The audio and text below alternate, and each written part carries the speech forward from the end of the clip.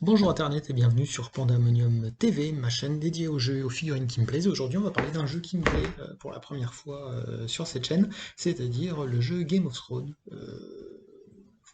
J'ai testé avec mon armée Lannister contre l'armée neutre de mon rival Dom du club de Sartrouville.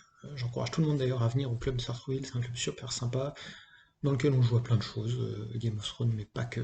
Il y avait aussi du Star Wars Légion ce soir-là, il y avait aussi du Seigneur des Anneaux. Il y avait du Alchemy, il y avait du jeu de plateau, il y avait du Threadfleet. Et la semaine prochaine, il y aura du Carnage. Il y a tout le temps des choses nouvelles à Sartrouville. Venez à Sartrouville. Donc dans cette partie qui nous a opposé, c'est une partie en 40 points, un mode assez standard. Moi, c'était ma deuxième partie, avec mon armée entièrement peinte. Mon adversaire avait pas eu le temps de peindre son armée, puisque c'est un jeune joueur qui ne joue que depuis 4 ans. Donc sur les photos, son armée est en plastique, toute simple, et les miennes voilà, sont peintes façon tabletop, on va dire, juste histoire de jouer basiquement. Et on se retrouve après le générique pour parler un peu de nos deux listes.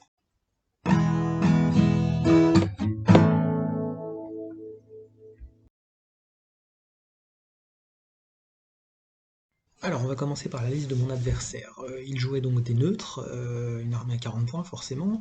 Il avait comme général Vargo Hoth, qui était accompagné par une unité de la Compagnie Dorée, des épéistes de la Compagnie Dorée, des espèces de chevaliers à pied assez velus, assez costauds. Il était accompagné par deux unités de piétons, des tirailleurs Bloody Mummer, je sais pas exactement ce que ça veut dire. Et toujours dans le genre Bloody Mummer, il était accompagné aussi de deux unités de cavaliers Zorse, donc des mecs montés sur des zèbres. Des horses Zorse. Le nom est bizarre. Peu importe. Et comme NCU, donc les unités non combattantes, il avait Petyr Baelish et Lord Varys. Voilà, pour avoir que des gens bien. Et comme on parle de gens bien, bah, il y a ma liste des Lannister, des gens très aimables, très polis, très sympas, très fraternels. Dans ma petite faction, j'avais Tywin comme général, le papy, hein, comme super général. Il accompagnait une unité d'arbalétriers. Je me suis dit que c'était une super bonne idée de mettre le général dans une unité d'arbalétriers, une sorte de chausson, si j'ose dire. J'avais aussi, puisque j'ai voulu tester un maximum d'unités que j'avais jamais sorties, vu que c'était ma deuxième partie, des chevaliers de Castral Rock, une espèce de chevaliers, des grosses brutes en armure, des gros cons, hein, tout simplement, mais de l'univers de Game of Thrones, donc encore plus gros et encore plus cons. À côté de ça, j'avais aussi la garde d'honneur de Castral Rock qui était menée par Meryn Trent, donc histoire d'avoir d'autres gros cons en armure, mais cette fois-ci avec des hommes en tête de lion, histoire d'être encore plus solide. Une unité de manteau rouge menée par Mandon Moore pour les rendre plus costauds. Il y avait une combo en fait avec les couronnes, parce que sur le plateau on peut aller chercher des couronnes ou pas. Et moi je comptais beaucoup là-dessus, puisque j'avais aussi le roi légitime Geoffrey Baratheon, petit-fils de Tywin, qui donne toujours la couronne. Et je me suis dit, ah, ça va être une super idée. Et c'était une bonne idée en fait, c'était pas une super idée. Et enfin j'avais Tyrion Lannister, le fameux tonton, le fameux nain, le meilleur nain de Game of Thrones. L'idée de ma liste, parce que, bon, comme je le disais, c'était de jouer les unités que j'avais pas encore jouées, à part Tyrion, mais c'était aussi de jouer justement sur cette capacité, sur le plateau des unités non combattantes, sur la couronne, puisque Geoffrey donne toujours la couronne en bonus à l'armée, et de me dire, allez, ça va être cool, comme ça je vais toujours avoir le bonus de la couronne, et toutes mes unités vont avoir des bonus tout le temps. Et sur le papier, c'est une super idée. Sauf que je jouais qu'à 6 activations contre 7, et je me suis rendu compte que c'était pas du tout une bonne idée. Mais ça, on en parle après. On a joué la mission Les Vents de l'Hiver. Les Vents de l'Hiver, c'est quand on a un pion objectif au centre et 4 pions objectifs un peu éparpillés sur la table, on va dire face à face, à 12 pas les uns des autres, sur les bords de table plutôt, avec une carte mission qui sera tirée à chaque tour parmi une sélection qu'on aura fait en début de tour à chaque fois, et à partir du tour 2, on va pouvoir commencer à scorer les points. Les missions vont être assez variées, du genre si l'adversaire utilise ceci, si l'adversaire fait cela, si je tiens un objectif central, j'ai plus de points, enfin il y a un peu de tout. Donc nos déploiements sont relativement simplistes, puisque lui met ses orses de chaque côté, les CZ que vous voyez sur la carte. Ensuite il met ses tirailleurs, le T et le T2, plutôt vers le centre, un à côté des orses, l'autre clairement vers l'objectif central, et l'unité CD, ce sont sa compagnie dorée, qui sont accompagnés du général, et qui donc se retrouvent au centre, vers l'objectif central. Mon déploiement en face, je mets mes arbalétriers sur le flanc gauche avec Tywin, puis la garde de Castral Rock avec les têtes de lion et leur super chef juste à côté, en train de profiter de la haie au départ.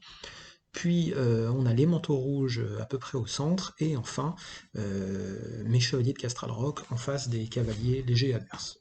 Au premier tour, donc pas de mission, mais on peut marquer quand même des points si on arrive à détruire des unités ennemies dès le premier tour, ce qui n'est pas forcément évident. Alors, au premier tour, ça commençait doucement. J'ai replacé les arbalétriers derrière la haie, il a bougé doucement ses tirailleurs un peu vers l'avant. Je fais pareil avec les manteaux rouges, puis il place son unité de la compagnie dorée. On tente des trucs avec Geoffrey qui part sur un truc, Tyrion qui part sur un autre. On s'observe. Jusqu'à ce que je donne l'ordre à mes chevaliers d'avancer gratuitement en se mettant sur le cheval du plateau des unités non combattantes. Ce qui les a suffisamment avancés pour pouvoir, un peu plus tard dans le tour, charger directement la compagnie dorée et leur mettre quelques coups assez violents, à tel point qu'ils étaient à deux doigts de la panique, hein, franchement. Mais ça n'a pas suffi pour les faire reculer, ça a juste quasi anéanti l'unité en un coup. Il devait rester 3 ou 4 figurines sur le tas, alors que j'ai fait qu'une charge, hein, finalement, donc très très violent. Forcément, mon adversaire m'a contrechargé avec ses cavaliers Zors, comme vous le voyez en rouge là sur la carte, et ils m'ont fait assez mal. Ils m'ont fait très très très très mal, puisque je crois qu'ils m'ont démonté 2 cavaliers et quelques, parce que les cavaliers ont 3 points de vie chacun. Donc il m'a fait très très mal. Par contre, l'ordre de la suprématie des Lannister lui a fait rater son test de morale, et lui a fait perdre 2 cavaliers à lui aussi. Joli coup, j'ai fait plus de mal sur le test de morale que sur la riposte en réalité, donc pas mal. Le reste du tour, ça a juste été du placement avec ses cavaliers ors et ses tirailleurs sur l'autre côté. Ça, c'était au premier tour, pas de point de victoire, basique. Au tour 2, on va pouvoir commencer à marquer des points pour de vrai avec les cartes missions, et mon adversaire a choisi l'objectif central. Moi j'ai choisi une mission qui consiste à ne pas activer le cavalier et la lettre, je crois, enfin un truc pas très important finalement, puisque personne a vraiment sauté là-dessus. Donc le tour commence par une action de mes chevaliers qui tapent sur la compagnie dorée pour leur taper dessus comme des grosses brutes, ça leur a fait très très mal. Évidemment, ces cavaliers Ors ont riposté de leur côté, bref, ça a tourné encore une fois à l'affrontement un peu violent, la compagnie dorée a fini par disparaître. C'est là que je me rends compte que j'ai dit une énorme connerie un tout petit peu plus tôt, puisque le général n'était pas du tout là-dedans, mais dans l'unité de tirailleurs qui était à côté. La compagnie dorée, ils se démerdent tout seuls, ce sont des grands, des mercenaires. Sur le côté, on s'est juste replacé pour se mettre sur les objectifs au cas où pour la suite, et mes arbalétriers étaient trop loin pour faire le moindre dégât. Au centre, par contre, mes manteaux rouges ont chargé l'unité de tirailleurs qui était accompagnée du général adverse. Tu vois le lien avec la connerie que j'ai dit tout à l'heure. Ce qui a amené mes manteaux rouges à faire assez peu de dégâts. Mon adversaire a riposté, il m'a provoqué quelques dégâts lui aussi. Mes chevaliers ont encore pris des dégâts. Enfin, tout le monde prend des dégâts au centre, globalement, assez violemment. Et son général a activé sa capacité spéciale, puisqu'il m'avait provoqué assez de dégâts. Il a pu tuer l'attachement de mon unité de manteau rouge, d'un coup, d'un seul, comme ça. Bam! Gros dégâts. Et mes manteaux rouges se retrouvaient donc à 4 contre la bande de tirailleurs d'en face, qui était plutôt motivée. Fin du tour, on compte les points, 2 à 2, ça allait pas hyper loin, mais ça commence à sentir un peu le roussi. Donc je réfléchis à un plan pour la suite qui espère beaucoup sur la proximité de mon adversaire et de mes arbalétriers. On sait jamais.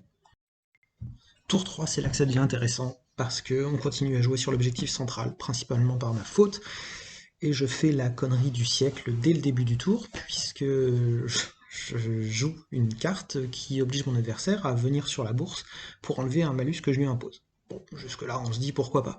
Sauf que quand on vient sur la bourse, on soigne une unité. Et le but du jeu à ce moment-là, c'était d'avoir un maximum de figurines sur l'objectif central. Et pour être sûr de mon coup, plutôt que de soigner mon unité sur l'objectif central, mes pauvres manteaux rouges qui tenaient l'objectif avec du mal, je suis allé complètement ailleurs pour foutre un pauvre malus de merde à une unité qu'on avait rien à foutre. Donc forcément mon adversaire en a profité, il a soigné avec la foutue bourse ses tirailleurs qui étaient au centre, et à partir de là il a commencé à me ramoner la tronche à coups de pelle, hein, pour faire simple, et ses unités ont fait un carnage, littéralement. Donc ma première grosse connerie de la partie m'a coûté extrêmement cher. Sur le côté, il a rapproché ses cavaliers Zors et ses tirailleurs des 2 objectifs qui étaient sur mon flanc gauche, en face des arbalétriers, juste assez tard pour que je puisse plus activer mes arbalétriers, donc c'était perdu, j'ai pas pu faire de dégâts supplémentaires. Les manteaux rouges ont fini par se faire démonter, de toute façon à 4 contre 12, ils n'avaient plus aucune chance de faire quoi que ce soit, et mes chevaliers ont fini par mourir sous les coups des cavaliers Zors de l'autre côté. Donc dommage, et là ça commence à devenir chaud. Mon adversaire avait déjà 9 points, moi j'en avais 3. C'est chaud pour une fin de partie. Au dernier tour, puisqu'on a joué qu'en 4 tours, hein, vu qu'à 10 la partie s'arrête, on s'est retrouvé dans une situation où mon adversaire avait choisi une mission qui était que si je plaçais une unité non combattante avant lui sur le plateau des unités non combattantes, il marquait un point et gagnait la partie. Donc je pouvais déjà plus jouer mon Tyrion et mon Geoffrey, qui étaient bloqués à Castral Rock et ne pouvaient plus rien faire du tout. Donc ma première activation a été d'activer mes arbalétriers qui ont fait un superbe tir, qui ont détruit en fait les cavaliers orques sur le côté. Ils ont fait très très mal les arbalétriers pour le coup. Alors il y a eu un peu d'aide de Tywin, un peu d'aide de ceci, un peu d'aide de cela, mais ça aurait pas changé grand chose. Et on a arrêté la partie à ce moment-là en sachant que de toute façon c'était perdu. Donc on se retrouve sur un score de 11-4 pour mon adversaire que je félicite, même s'il avait des figurines pas peintes. Alors parlons un peu du bilan. J'en suis pas fier. Bah ouais, j'en suis pas fier, c'est ma deuxième partie et je me prends une grosse branlée sur une grosse connerie dès le tour 2. Bon bah ça arrive, hein, c'est pas dramatique, c'est pas la première fois, mais je m'attendais pas à perdre aussi vite finalement. Donc la bonne nouvelle c'est que le jeu me plaît bien. C'est un jeu qui se joue vite, qui se joue bien. Là on a commencé assez tard à jouer pour une vague histoire de cartes oubliée, une connerie, rien de très important, mais finalement en 1 heure et demie on a pu faire une partie complète, alors que les autres joueurs à côté étaient encore à la moitié de leur partie, donc c'était plutôt pas mal, ça se joue bien, ça se joue vite. Les règles sont assez simples, puisque c'était ma deuxième partie, et globalement si j'avais un peu fait gaffe, j'aurais peut-être pu avoir une chance. Maintenant c'est vrai que je partais avec un léger handicap, puisque jouer avec 6 unités, c'est chaud. Alors ouais, c'est clair, mes chevaliers, quand ils rentrent dans le tas de quelqu'un, ils le démontent, quoi. Ils sont tombés sur les pauvres tirailleurs en face, là, les Bloody Mummers, ou la compagnie de Rush, je sais plus. Ils ont explosé, c'était facile pour eux, c'est des chevaliers, ils lancent 10 dés d'attaque, c'est trop simple pour eux. Mais bon, le problème, c'est que jouer avec moins d'unités, bah, à un moment, on le paye. Et là, mon adversaire a réussi à bien compenser mes forces, et il a bien tapé sur mes faiblesses. Et parmi mes faiblesses, il faut reconnaître que, alors, on a eu des faiblesses très différentes, puisque moi j'ai réussi quasiment tous mes tests de morale. Je crois que j'en ai raté un sur toute la partie avec les manteaux rouges, mais c'était déjà mal engagé pour eux, donc de toute façon ils seraient morts autrement assez vite dans le tour. Alors que mon adversaire, pas du tout. Lui, des tests de morale, il en a raté un paquet. Ça m'a fait gagner beaucoup de temps finalement, et d'activation peut-être, qui rate autant ses tests de morale. Peut-être parce que je jouais Lannister, ça m'a facilité la vie, j'en sais rien. À l'inverse, par contre, j'étais nul en sauvegarde. Je veux dire, des sauvegardes à 3+, j'en ai raté une tonne, mais vraiment une tonne. Alors j'en ai raté d'autres, hein, des 4+, des 5+, mais des 3+, j'en ai raté beaucoup. Donc c'est assez violent comme partie. Sinon, bah ouais, le jeu est cool, c'est à tenter, avec un petit défaut quand même sur les décors, puisqu'il y a une tendance quand même à jouer sur des tables un peu plates. Donc bon, c'est un truc à améliorer, quoi. On n'est pas forcément obligé de jouer en mode tournoi. On peut peut-être améliorer un peu ça en mettant quelques décors un peu plus jolis, et ça attirera peut-être un peu plus les gens, surtout si les armées sont peintes, forcément. Je te remercie Internet d'avoir suivi cette vidéo jusqu'au bout. Je sais que c'était pas facile. On va essayer de se retrouver la prochaine fois pour parler complètement de choses, je sais pas encore de quoi évidemment, mais je vais trouver d'ici là. J'aurai forcément une idée à un moment ou à un autre. J'espère que cette vidéo t'a plu. Si c'est le cas, n'hésite pas à laisser un petit pouce bleu, un pouce rouge, un pouce vert, on s'en fout de la couleur. N'hésite pas à t'abonner, deviens un copain, viens à la MJC de Sartrouville pour jouer des parties avec nous parce que c'est vachement cool et c'est pas cher à l'année. Je te laisse réfléchir au prix d'une partie dans des boîtes façon café, du wargame ou autre. Sinon, bah, n'hésite pas à revenir quand tu veux sur cette chaîne. Et puis, d'ici la prochaine vidéo, lis Game of Thrones. C'est toujours intéressant, puis c'est bien de lire. C'est très bien de lire.